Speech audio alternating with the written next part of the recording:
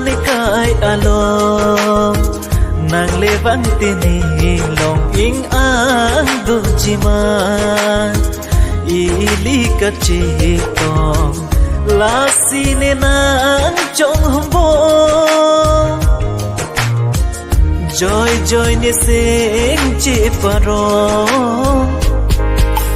lan kai along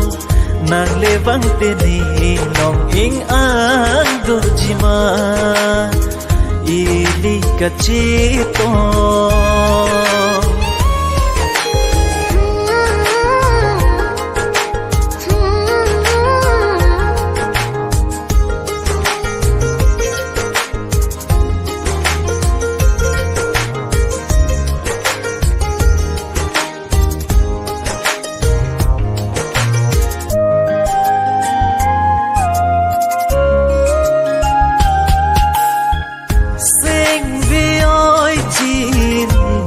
non malong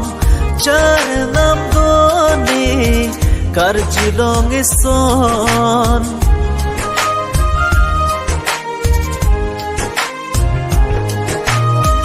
sing bioi jin doni non malong